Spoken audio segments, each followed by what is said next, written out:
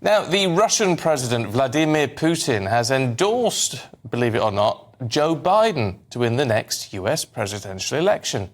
Yes, asked who he thought would be better for Russia, Putin replied, Biden. He's more experienced, a predictable person, and a politician of the old school. Well, this comes as US intelligence indicates Russia is developing the ability to put nuclear weapons into space, which could threaten Western satellites. Well, let's speak to former Nevada Republican Party chairwoman Amy Tarkanian. Very good to see you this morning, Amy. What do you make of these comments from Vladimir Putin? Very interesting ones.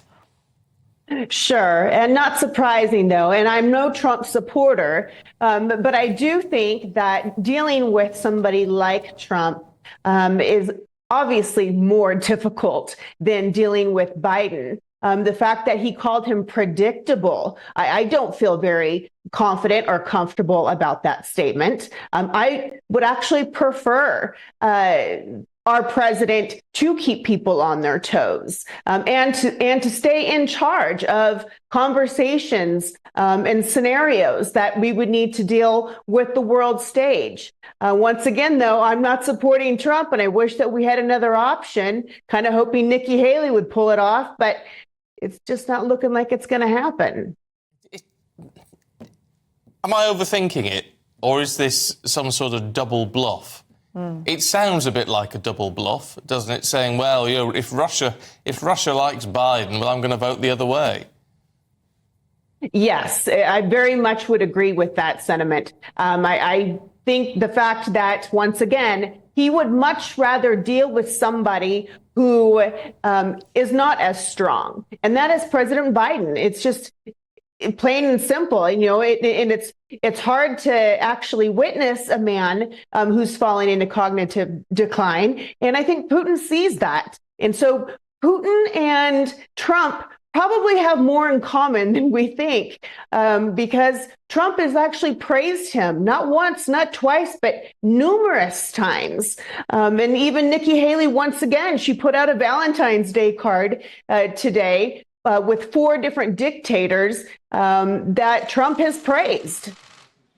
Well, that's what's so interesting. It does seem to be a change in tack, because Vladimir Putin in 2016 was describing Mr. Trump as outstanding and talented. Now he's endorsing Joe Biden instead. So that is very interesting. How do you think this is going to affect Trump, if at all, bearing in mind that today he's set to appear at a hearing for his hush money trial in New York?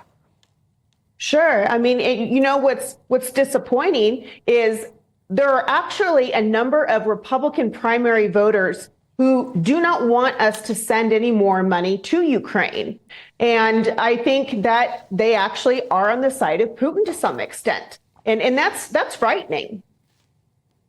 Yeah, talking about the Ukraine issue, we had that very odd situation, didn't we, with Marjorie Taylor Greene saying very rude things about our Foreign Secretary, Lord Cameron, saying he should kiss her behind because he was saying that this should all pass. I mean, what do you make of those sort of comments?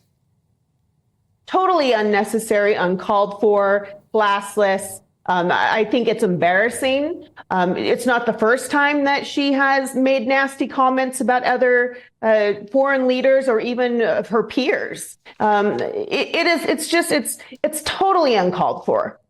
And Amy, what do you think we can expect, if anything, from Trump's appearance in court today? Do you think that he'll address the press? Well, he actually has 2 different court hearings going on at the very same time. So you have the one in Georgia and then the one in New York, and he's supposed to show up to at least one of them. And so I do believe that he will most likely address the press when whatever hearing that he decides to attend is completed for today. OK. Amy Tarkanian, good to see you this morning. Thank you.